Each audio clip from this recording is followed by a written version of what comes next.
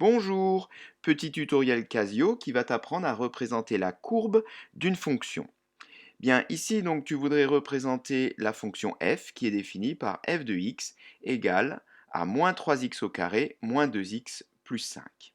Bien, pour cela, il faut déjà ouvrir le menu graphe, on le voit ici, c'est donc le menu 3 et saisir l'expression de notre fonction. Alors deux possibilités, soit tu as déjà une fonction qui est saisie, comme c'est le cas ici, on a la fonction 2x moins 3 qui est saisie, soit tu n'en as pas. Si tu as une fonction qui est saisie, bien, tu peux en rajouter une deuxième, mais dans ce cas-là, il faut savoir que dans la même fenêtre graphique, tu auras donc les deux représentations qui seront affichées. Donc nous ici, on ne voudrait qu'une seule représentation, donc je vais commencer par effacer l'ancienne fonction. Pour cela, donc j'appuie sur del delete, hein, puis F1 comme c'est proposé. Et donc maintenant, je vais pouvoir donc saisir l'expression de la fonction.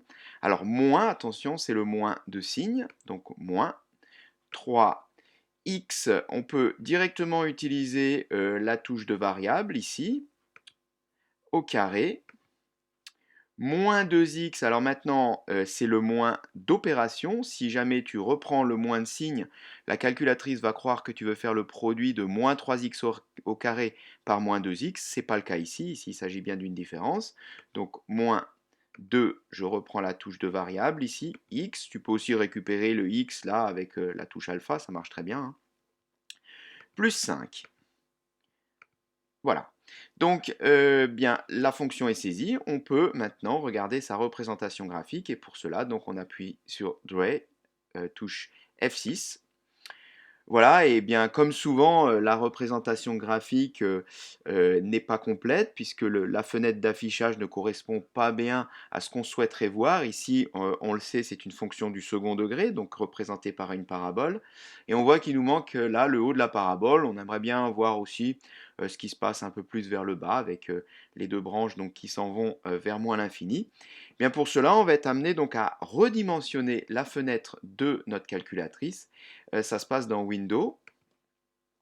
Et donc, bien, on va au niveau des X, ça avait l'air pas mal. C'était plutôt au niveau de l'axe des ordonnées, au niveau des Y. Donc ici, on avait dit qu'on voulait voir un peu plus bas. Donc on va partir par exemple en moins 5. Et on voulait voir également plus haut ce qui se passait. Donc bon, on pourrait aller jusqu'à 7, hein. On verra, hein, ça sera peut-être pas bon.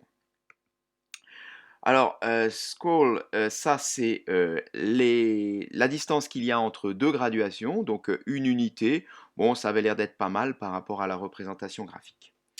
Voilà, donc on en a fini. On peut donc retourner ici en appuyant sur la touche F6 après avoir quitté sur la représentation graphique. Et là, on voit qu'on obtient quelque chose de pas mal du tout, une bonne représentation, le maximum qui est assez lisible.